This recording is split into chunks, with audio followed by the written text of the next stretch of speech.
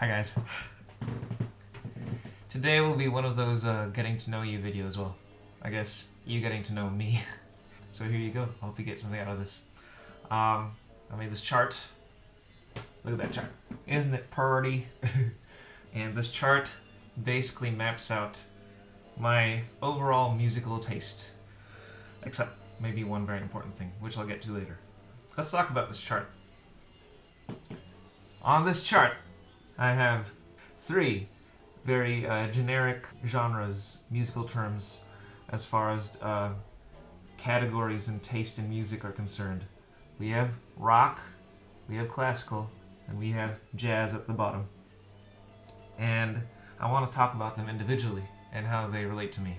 Rock is probably the first genre I really got into because of my dad. Every time my dad and my family really went on road trips, my dad would blast rock music for the entire road trip to keep himself awake. But, I mean, not only that, he also loved the music. And so I grew up on bands like Boston, Sting, Toto, Dave Matthews, which is not really rock, but Dad loves that. He loved a lot of Joe Satriani. So the Shredder guys, he introduced me to those guys too. And so rock was ingrained in me as a kid. But for a long time it stayed latent. And what do I mean by that? I went into a very classical phase of my life for a long, long, long time.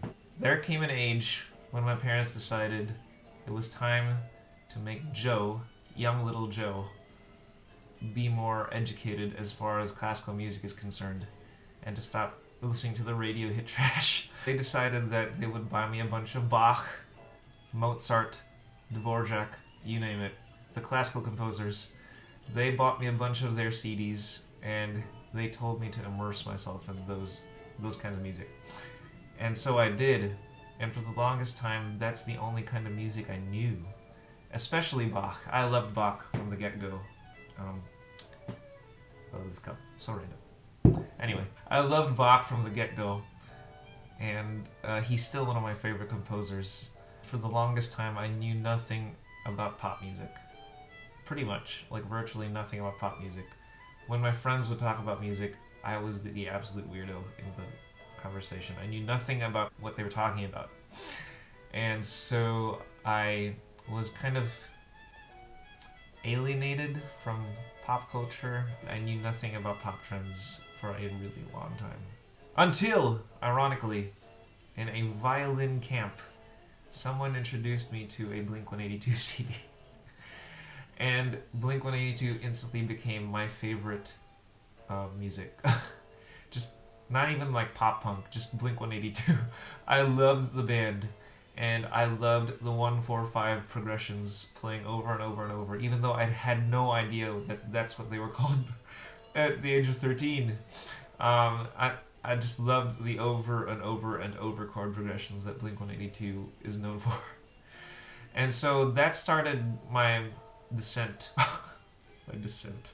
into rock music. From the age of maybe like 7 or 8 till about 13, my mom and dad decidedly made me listen only to classical music. And I even kind of forgot the earlier days of Boston, Toto, Dave Matthews, and Sting, and the bands like that were popular in the 70s and the 80s, because my parents decided it was time for me to stop listening to anything but classical.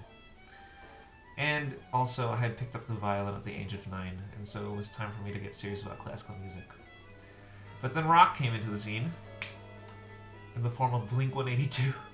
That started my rock age. My teenage years were filled with rock music. And I got into pop punk a ton. I got into the emo scene a ton. I got into the screamo scene a ton. I got into the post-hardcore music a ton. Alternative music. And eventually someone turned me on to Paul Gilbert. And that spurned a whole new kind of like era in my musical taste, because I loved Paul Gilbert from the get-go. I had no idea a guitar could do that. Ever since my dad decidedly made me stop listening to Joe Satriani. I had kind of forgotten that a guitar could do that. All the fast notes, all the lickage, and all the screaming, pitched harmonics, etc., etc.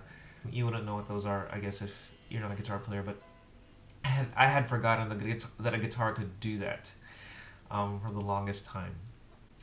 And then around college in the Philippines, when I first started going to college in the Philippines, before moving to the States, as I was going through my Paul Gilbert phase, I discovered guitarists like Guthrie Govan and Greg Howe, who were good at infusing jazz notes and blues notes into their overall rock playing, and that became my doorway into jazz.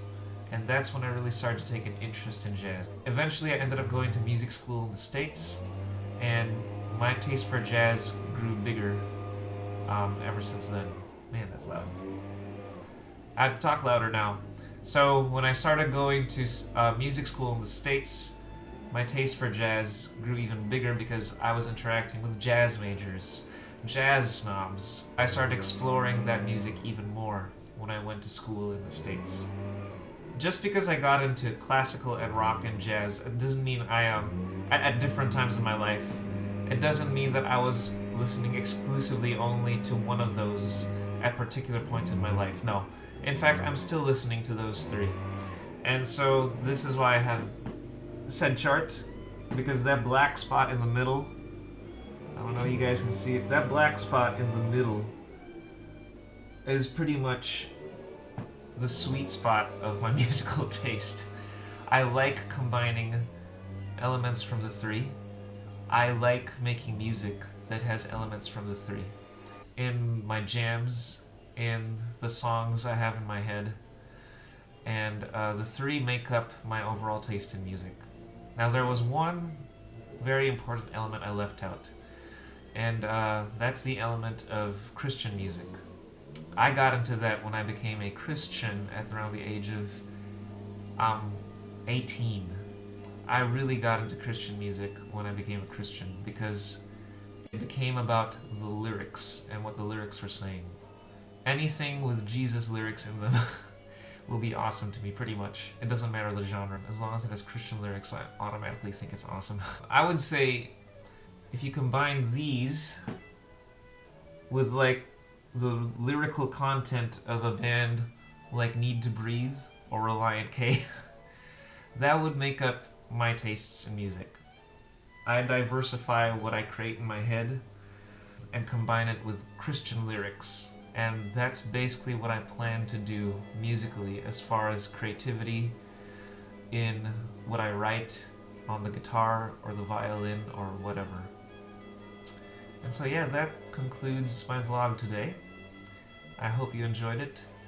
I would encourage you to keep listening to different kinds of music, especially if you're a musician. Diversify what you listen to and even learn from different genres. I value being very employable, and to be employable you need to be versatile. Yeah, versatile. Being versatile will allow you to learn many different kinds of skills from many different kinds of genres. And when you do that, you become a much more interesting musician, and not only that, you become employable in different kinds of musical settings. And that can only work to your advantage because you open up more gigs for yourself, you open up more teaching jobs for yourself, and you open up yourself to more musical experiences in general, as opposed to having like a Bible-built vision, tunnel vision. And so open up yourself to different genres and tastes in music, and art just in general. Even look into film, visual art. Diversify yourself as an artist. It will only serve in making you better as an artist, as a person, if you diversify and try to widen your variety of taste. I encourage you to do that today. I hope you have a great Friday, and I'll see you in the next vlog. Bye guys.